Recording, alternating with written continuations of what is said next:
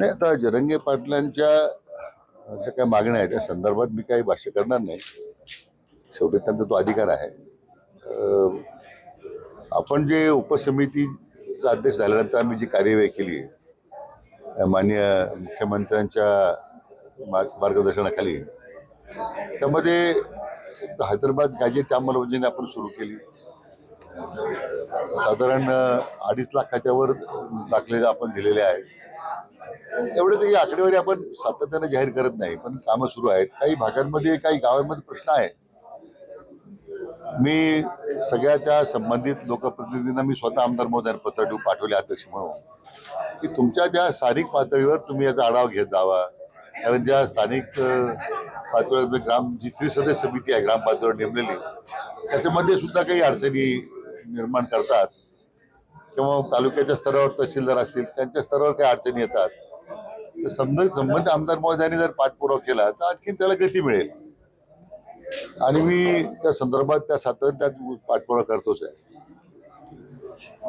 हैदराबाद गॅजेटची अंमलबजावणी झाल्यानंतर आता सातारा गॅजेटची प्रक्रिया आता मी पूर्ण केलेली आहे. विभागीय आयुक्त पुण्याचा अहवाल आमच्याला प्राप्त झालेला आहे, फक्त अंमलबजावणी करायची आहे. त्यामुळे जरंगे पाटलांना मी जे आश्वासन दिलं मी ती पूर्ण करतोच आहे. त्याच्यात काही आम्ही कुठे कमी पडलो नाही.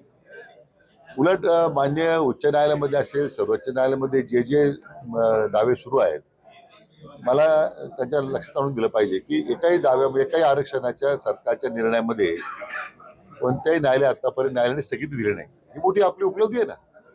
आतापर्यंत निर्णय झाला की लगेच त्याला स्थगिती मिळायची. आता कुठे स्थगिती नाही आहे. जी अंमलबजावणी सुरू आहे त्या संदर्भामध्ये मान्य उच्च न्यायालयाने हस्तक्षेप केला नाही. सर्वोच्च न्यायालयामध्ये काही मंडळी गेली होती, तिथे सर्वोच्च न्यायालयाने हस्तक्षेप केला नाही. एवढ्याच की ज्या काही न्यायालयाच्या चौकटी जाऊन प्रक्रियेला जो विलंब लागतो तो शेवटी आपल्याला त्या पद्धतीनेच पुढे जावं लागणार आहे. पण कुठेही असं नाही की त्यांना दिलेलं आश्वासन आम्ही पुढे कमी पडलो. या उलट जे काही अधिसंख्येबद्दल जी मुलं घेतली होती त्यांना आता आपण कायमस्वरूपी सामावून घेतोय. तो एक मोठा निर्णय आपण केला आहे. नंतर बऱ्याच का परीक्षेसंदर्भात काही मुद्दा तयार झाला होता, तो आपण निकाली मुद्दा काढलाय. आता मी परत त्यांच्याशी बोलणार जरंगे पाटलांशी की त्यांच्या आणखीन काही हे पण मान्य करतो मी. सातारा गॅजेटची अंमलबजावणी अजून सुरू झाली नाही, तर मी स्वतः मान्य मुख्यमंत्र्यांना विनंती करणार आहे. परंतु आता माझ्या समितीचा मी अध्यक्ष आणि आता माझ्या राजीनाम्यामुळे किंवा समिती बरखास्त केल्यामुळे हा प्रश्न आणखी मार्गी लागत असेल तर माझी हरकत नाही. काय प्रतिष्ठा प्रश्न माझा नाहीच आहे. समाजाच्या करता आपण एक कायदेशीर चौकटीत बसून आपण जी कार्यवाही केली म्हणून आपल्याला सगळ्या न्यायालयामध्ये आतापर्यंत यश मिळत गेले. पण माझ्या राजीनाम्यामुळे त्यांचं समाधान होत असेल आणि त्यामुळे आरक्षणाचा प्रश्न सुटत असेल, मला काही त्या पदावर थांबण्यामध्ये फार उत्सुक आहे असं नाही. त्यांची इच्छा नसेल तर मी केव्हाही जायला तयार आहे. कुठेतरी गैरसमज झालाय जरंगे पाटलांच्या काही गोष्टींवरून. नाही, मी त्यांना एक मध्यंतरी एक अहवाल पाठवला होता की आम्ही काय कार्यवाही केली उपसमितीने, कोणते निर्णय झालेत, कोणते निर्णय कोणत्या स्तरावर आहेत. तर त्यांना अहवाल तो मिळाला असेल. परंतु मी म्हटल्याप्रमाणे त्यांची जर तयारी असेल तर मी अजूनही त्यांना भेटून हे सगळं आम्ही समजून सांगायला तयार आहोत.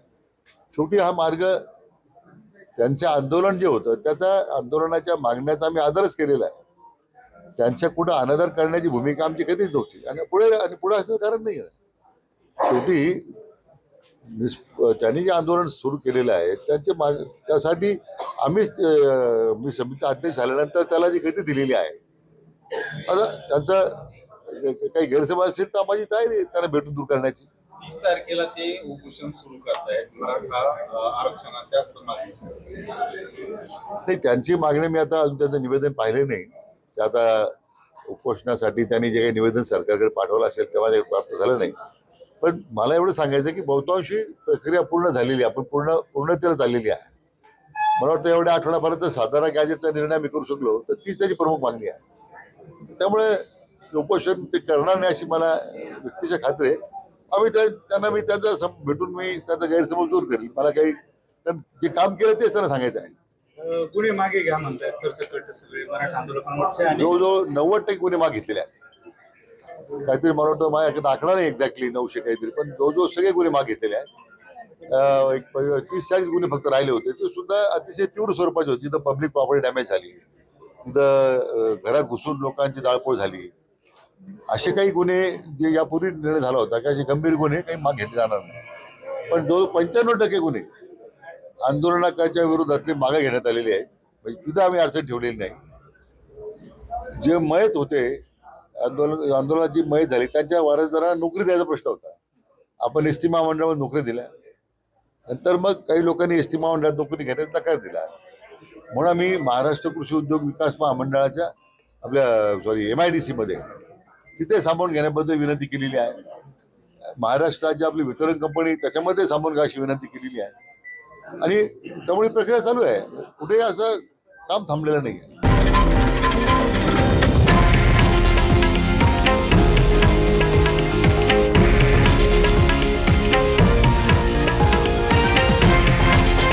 हे आहे देशातील नंबर 1 न्यूज नेटवर्क आणि आपण पाहत आहात TV9 मराठी, एकमेव.